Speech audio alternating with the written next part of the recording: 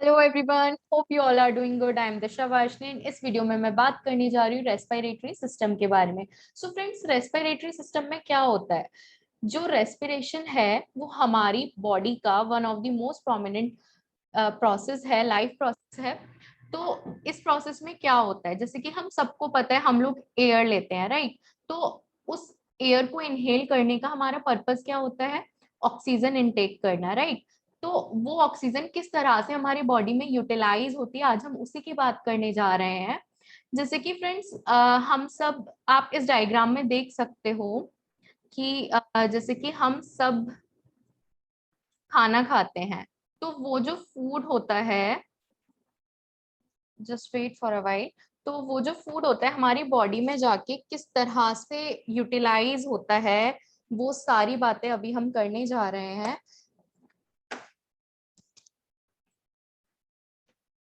देखिए, जैसे कि आप इस डायग्राम में देख सकते हो, ये है नेसल कैविटी, इसके थ्रू हम एयर लेते हैं, राइट? और ये एयर हमारे विंड पाइप में होते हुए यहाँ ब्रोंकाई से होते हुए हमारे लंग्स में जाती है, राइट? फिर ये लंग्स में एल्वेलीज होती हैं, तो ये वो एयर एल्वेलीज से हमारे ब्लड में चली जाती है। तो ये जो ब्लड में जो एयर जाती है, तो उसका क्या यूज होता है, अभी हम इसी के बारे में बात करेंगे। तो सबसे पहले थोड़े से बेसिक चीजें समझ लेते हैं, स्टेप बाय स्टेप आगे बढ़ते हैं। जो हम एयर अंदर लेते हैं उसको क्या बोलते हैं? इनहेलिंग। जैसे कि इसके नाम से ही पता चल रहा है, इन इन माने अंदर कोई भी चीज इनटेक करना, राइट? तो जो हम ऑक्सीजन, एयर लेने का क्या मेन पर्पस होता है? ऑक्सीजन का इनटेक करना, राइट? तो इनहेलिंग माने ऑक्सीजन को अपने बॉडी के अंदर लेना। एक्सेलिंग यानी कि जैसे कि इसके नाम से ही पता चल रहा है, एक्स मतलब बाहर निकालना। तो जो भी एयर है हमारी बॉडी से जब वो बाहर जाती है उसको हम बोलते हैं एक्सेलिंग। और इस पूरे प्रोसेस को क्या बोलते हैं? Breathing, right? पूरे प्रोसेस को हम बोलते हैं ब्रीदिंग। अब क्या होता है कि जब ब्रीदिंग होती है तो ऑक्सीडेशन होता है, और जब ब्रीदिंग होती है ऑक्सीडेशन होता है, उसको हम बोलते हैं रेस्पिरेशन। ऑलराइट? ये जो ऑक्सीजन होती है हमारी लंग्स में जाके, एल्वेलीज में जाके, एल्वेलीज में ब्लड वेसल्स होते हैं, उसमें जाके क्या होता है? डिफ्यूज हो जाती है, और फिर वो हमारे ब्लड में चली जाती है। और जो हम फूड लेते हैं, जो एज अ ग्लूकोज हमारी बॉडी में स्टोर होता है, वो उसको ऑक्सीडाइज कर देती है। और ऑक्सीडाइज करने के बाद क्या होता है? ये जो ऑक्सीजन होती है हम ग्लूकोज को ऑक्सीडाइज करती है, और फिर ये क्या जनरेट करते हैं? एटीपी मॉलिक्यूल्स जनरेट करते हैं। What is ATP? एटीपी क्या है? एनर्जी करेंसी है। ऑलराइट?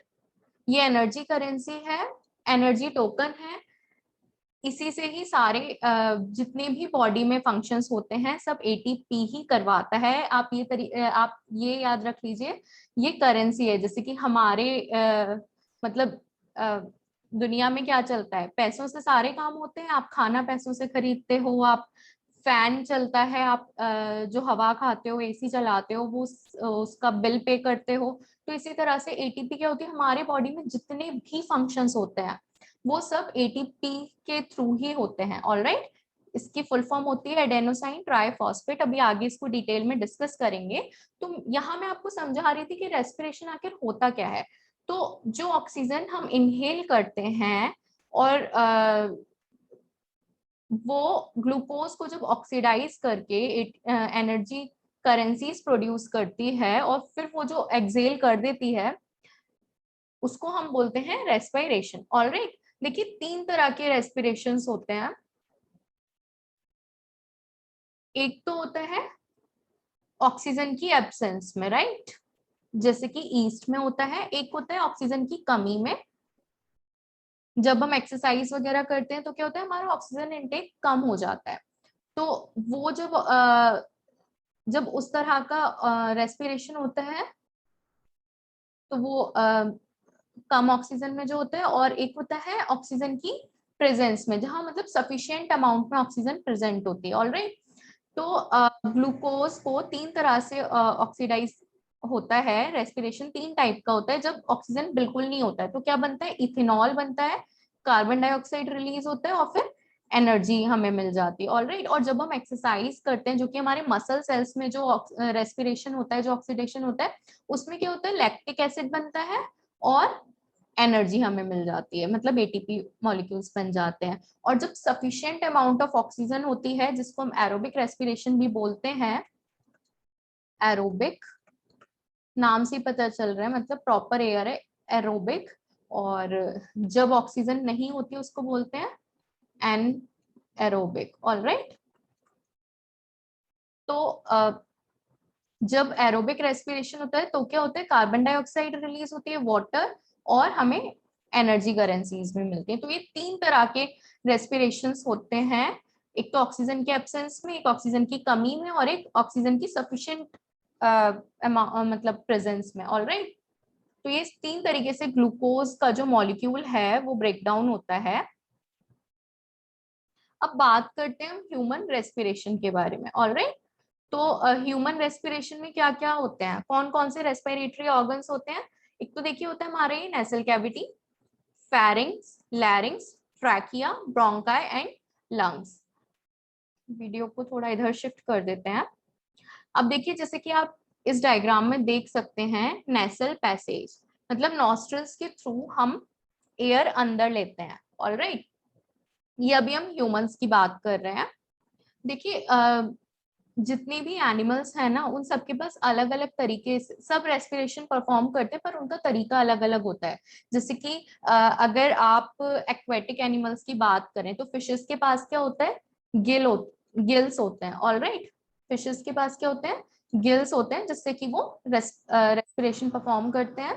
और अगर आप एम्फीबियंस की बात करें, जैसे कि अगर आप फ्रॉग की बात करते हैं, तो फ्रॉग क्या है, वो स्किन से रेस्पायर करता है, और दूसरा उसके पास लंग्स होते हैं।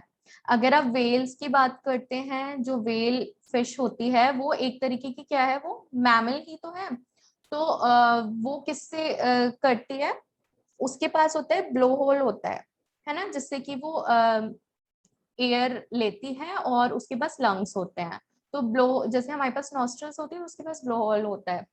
डॉल्फिन और व्हेल के पास ब्लो होल होता है, जिससे वो एयर अपने अंदर लेती है, और लंग्स के थ्रू उसका रेस्पिरेशन होता है। ऑलराइट, तो जितने भी तरह के एनिमल्स हैं उनका अपना अलग अलग तरीका है रेस्पायर करने का। अगर हम प्लांट्स की बात करते हैं, तो प्लांट्स में क्या होता है, प्लांट्स में होता है स्टोमेटा, लीव्स पे स्टोमेटाज होते हैं बहुत सारे। जब प्लांट फिजियोलॉजी पढ़ेंगे आप, तो उसमें आपको पता चलेगा स्टोमेटा होते हैं इस तरह से, किडनी शेप। तो ये लीव्स पे प्रेजेंट होते हैं बहुत सारे स्टोमेटा, लोअर सरफेस पे ज्यादा प्रेजेंट होते हैं। तो उसी के थ्रू जितना भी गैसियस एक्सचेंज होता है ना प्लांट्स में, वो सब स्टोमेटास के थ्रू ही होता है। तो आप ये याद रखिएगा कि स्टोमेटा के थ्रू प्लांट्स में गैसियस एक्सचेंज होता है। ऑलराइट, तो अभी हम बात करते हैं ह्यूमंस की। तो ह्यूमंस में क्या होता है, मतलब हम जो एयर लेते हैं वो किस तरह से लेते हैं, तो हम ये नॉस्ट्रल्स के थ्रू लेते हैं। ये जो हमारे नॉस्ट्रल्स हैं हम उसके थ्रू लेते हैं, फिर नोज में जो नॉस्ट्रल्स होते हैं, फिर ये नेसल पैसेज के थ्रू फेरिंग्स में जाते हैं, देन लैरिंग्स में जाते हैं, फिर ये ट्रैकिया पाइप होता है, इसके पास ये रिंग्स ऑफ कार्टिलेज होते हैं। देखिए रिंग्स ऑफ कार्टिलेज क्या होते हैं, आप ये देख सकते हैं रिंग्स बने हुए हैं इस तरह से। तो ये रिंग्स क्यों बने हुए हैं, ताकि ये आपस में कोलैप्स ना कर जाए। ऑलराइट, ये आपस में कोलैप्स ना कर जाए, इसलिए रिंग्स ऑफ कार्टिलेज बने होते हैं। ऑलराइट, तो फिर ये रिंग्स ऑफ कार्टिलेज में होते हुए ये ब्रोंकाई होता है, फिर ये ब्रोंकाई में ये डिवाइड हो जाते हैं, दो लंग्स होते हैं, और फिर ये आगे ब्रोंक्यूल्स, फिर ये होता है एल्वियोलीज। ऑलराइट, ये एल्वियोली, ये एनसीईआरटी से मैंने डायग्राम लिया है। ये जो बैलून शेप्ड स्ट्रक्चर है ना, इसको हम बोलते हैं एल्वियोलीज। और ये एल्वियोलीज में क्या होते हैं, बहुत सारे ब्लड वेसल्स होते हैं।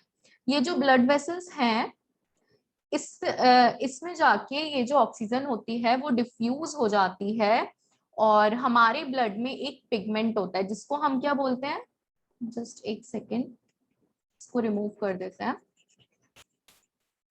हाँ जी, तो एल्वियोलीज में ब्लड वेसल्स होते हैं, ब्लड वेसल्स में जाके ये जो एयर होती है वो डिफ्यूज हो जाती है, और हमारे हमारे जो ब्लड, जस्ट वेट, हमारे जो ब्लड है उसमें एक पिगमेंट होता है रेड कलर का, जिसकी ना बहुत ज्यादा हाई एफिनिटी होती है कि वो ऑक्सीजन के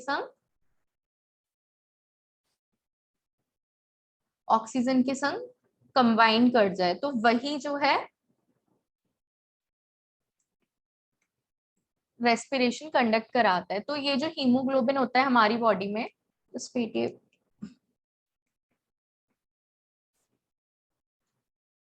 जो हीमोग्लोबिन होता है हमारी बॉडी में रेड कलर का पिगमेंट होता है, इसकी बहुत ज्यादा हाई एफिनिटी होती है ऑक्सीजन की तरफ, तो ये ऑक्सीजन से कंबाइन कर देता है और फिर ये ग्लूकोज के पास ले जाके उसको ऑक्सीडाइज कराता है, और फिर जब ये ग्लूकोज को ऑक्सीडाइज कर देते हैं तो एटीपी मॉलिक्यूल मिलता है। ऑलराइट, एटीपी की फुल फॉर्म क्या होती है? एटीपी की फुल फॉर्म होती है एडेनोसाइन ट्राई फॉस्फेट। ऑलराइट, ये एनर्जी करेंसी होती है। फाइन, तो ये थी बात हमारे रेस्पिरेटरी सिस्टम के बारे में। ऑलराइट, ये जो लंग्स होता है देखो, इसको रिब्स प्रोटेक्ट करे हुए होते हैं। इवन जो कई बार ये पूछ लिया जाता है एग्जाम में कि ये जो लंग्स के ऊपर जो लेयर है वो किसकी होती है, तो ये प्लूरा होता है इस पे। ऑलराइट, तो ये थी बात ह्यूमन रेस्पिरेटरी सिस्टम के बारे में। अब हम थोड़ा सा बात करते हैं इन टर्म्स के बारे में। ये टर्म्स क्या बोलते हैं? तो देखिए, टाइडल वॉल्यूम क्या होती है? जो नॉर्मल ब्रीदिंग में जो हम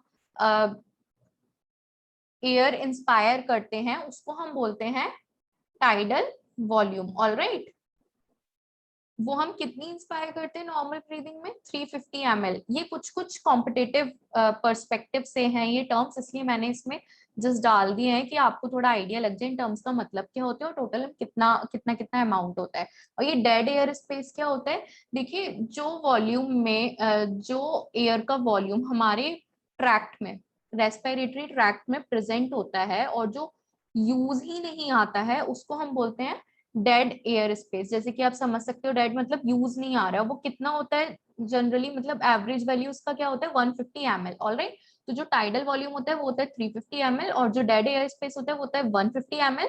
और जो रेजिडुअल वॉल्यूम होता है, मतलब कि जो बच जाता है आफ्टर फोर्सफुल एक्सपायरेशन, मतलब फोर्सफुल एक्सपायरेशन मतलब आप जब फोर्सफुली एक्सेल कर देते हो उसके बाद जो वॉल्यूम बच जाता है एयर का, उसको बोलते हैं रेजिडुअल वॉल्यूम। ऑलराइट, अब बात आती है इंस्पायरेटरी रिजर्व वॉल्यूम की। तो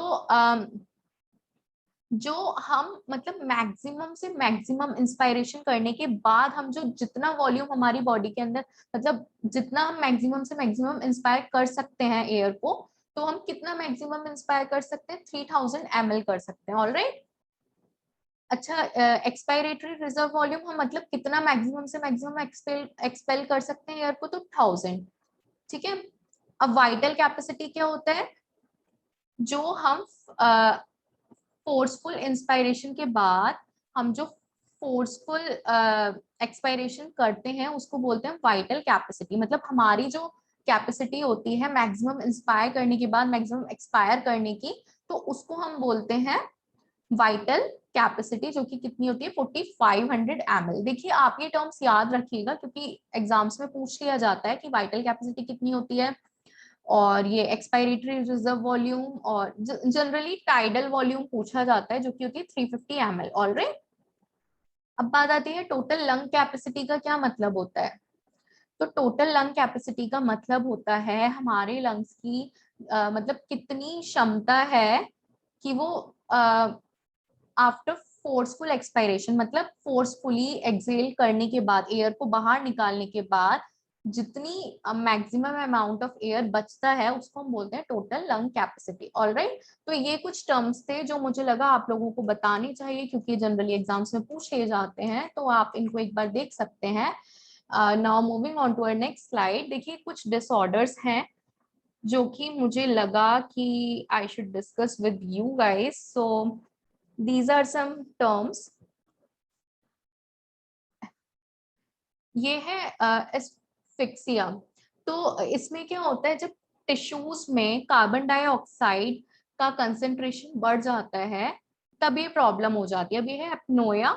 इसमें क्या होता है, हम ब्रीदिंग नहीं कर पाते हैं। ऑर्थोफोनिया में ब्रीदिंग करने में डिफिकल्टी होती है। ट्रैकाइनुआ में क्या होता है, ब्रीदिंग बहुत कम हो जाती है और बहुत जल्दी जल्दी करते हैं। डिस्पनोया में क्या होता है, बहुत ही पेनफुल ब्रीदिंग होती है। मैं कुछ भी देखिए डिटेल में डिस्कस नहीं कर रही हूँ, जस्ट आप एक बार इसका स्क्रीनशॉट भी ले सकते हैं अगर आपको लेना हो तो, क्योंकि ये टर्म्स जनरली पूछ लिए जाते हैं एग्जाम्स में। अब है स्लीप एप्नोया सिंड्रोम। तो इसमें क्या होता है, पर्सन ना मतलब स्नो करता है, खराटे लेता है। क्यों लेता है, क्योंकि जब वो इनहेल करते हैं तो उनका ट्रैक जो होता है वो बंद होने लगता है, इसलिए ये उसमें खराटे लेता है। तो इस प्रॉब्लम को बोलते हैं स्लीप एप्नोया सिंड्रोम। ऑलराइट, अब बात आती है हाइपोक्सिया की। तो इसमें क्या होता है, shortage of oxygen supply to body. इसमें क्या होता है, बॉडी में प्रॉपर ऑक्सीजन नहीं पहुंच पाती है, इस कंडीशन को बोलते हैं हाइपोक्सिया। हाइपोपनिया को बोलते हैं स्लो ब्रीदिंग। हाइपरनोया को बोलते हैं रैपिड ब्रीदिंग, मतलब बहुत जल्दी जल्दी सांस लेना। और एम्फीसेमा क्या होता है, देखिए ज्यादातर पूछ लिया जाता है, इंपॉर्टेंट है। तो इसमें क्या होता है, शॉर्ट ब्रेथ्स हो जाते हैं, मतलब छोटी छोटी सांसें भरते हैं हम, क्योंकि जो एल्वुलर वॉल्स होते हैं, जैसे कि मैंने आपको अभी बताया था कि एल्वुली का क्या फंक्शन होता है, उसमें ब्लड वेसल्स होते हैं जो कि ऑक्सीजन को डिफ्यूज करते हैं हमारे ब्लड स्ट्रीम में, राइट। तो एल्वुलर वॉल्स में ब्रेक डाउन होने लगता है, जिस कंडीशन को हम बोलते हैं एम्फाइस्मा। अब आता है क्रोनिक ऑब्स्ट्रक्टिव पल्मोनरी डिसीज। इसमें क्या होता है, एम्फाइसेमा हो जाता है। ब्रोंकाइटिस में मतलब ब्रोंकाई में इन्फ्लेमेशन हो जाती है और अस्थमा की प्रॉब्लम हो जाती है। ऑलराइट, तो ये कुछ रेस्पिरेटरी डिसऑर्डर्स थे। और बाकी ये हैं जैसे कि cough, sneeze, asthma, TB, pneumonia, whooping cough, hiccups और प्लूरेसी। ऑलराइट, अच्छा अब ये कुछ क्वेश्चंस हैं जो मुझे लगा ले लेने चाहिए, जैसे कि which one of them is respiratory pigment. एक और चीज मुझे बतानी थी, ये जो सीलिया होता है, देखिए हमारा जो नॉस्ट्रल्स होती है ना, उसमें हेयर्स प्रेजेंट होते हैं नोज में। तो उनका क्या काम होता है, उनका ये काम होता है, जितना भी जो भी हम एयर ले रहे हैं, एयर क्या है, मिक्सचर ऑफ गैसेस है, उसमें डस्ट भी आ जाती है, पॉल्यूटेंट्स भी आ जाते हैं। तो वो जो भी हम एयर इनहेल कर रहे हैं, तो नॉस्ट्रल्स में जो हेयर होते हैं, नोज हेयर, उनका यही काम होता है, वो उनको डस्ट पार्टिकल्स को या जो जर्म्स हैं उनको रिमूव करे। ऑलराइट, तो उनका ये काम होता है। इसलिए बोला जाता है कि हमें स्मोक नहीं करनी चाहिए, क्योंकि जब हम स्मोक करते हैं तो वो हमारे जो नॉस्ट्रल के जो हेयर्स होते हैं वो डैमेज होने लगते हैं। या अगर हम टोबैको वो च्यू करते हैं तो क्या होता है, वो भी हमारे लंग्स पे इफेक्ट करते हैं, जिसकी वजह से क्या होता है, इन्फेक्शन होता है। और फिर कैंसर की भी प्रॉब्लम होने लगती है अगर आप ज्यादा ये सब कंज्यूम करने लगते हैं तो। ऑलराइट, तो सीलिया का ये फंक्शन था। अब देखिए एक क्वेश्चन देख लेते हैं, which of them is respiratory pigment in Homo sapiens. तो होमोसेपियंस क्या है, ह्यूमंस को बोला जाता है, ह्यूमन का साइंटिफिक नेम है होमोसेपियंस। तो होमोसेपियन का रेस्पिरेटरी पिगमेंट क्या है, हीमोग्लोबिन। ऑलराइट, अभी मैंने बताया था कि हीमोग्लोबिन क्या होता है, हमारे ब्लड स्ट्रीम में प्रेजेंट होता है, रेड कलर का जो पिगमेंट होता है, उसका क्या फंक्शन होता है, वो ऑक्सीजन से कंबाइन कर लेता है और फिर उसको ग्लूकोज तक पहुंचाता है, ऑक्सीडाइज, और फिर ऑक्सीडेशन होता है जिससे कि एटीपी मॉलिक्यूल्स जनरेट होते हैं। अच्छा, अब ये देखिए, ये होमवर्क में आप लिख लीजिए क्वेश्चन, और फिर आप कमेंट करिएगा कि आपको अ, कितना आता है। ऑलराइट, जैसे कि ये है a respiratory tube supported by cartilaginous rings.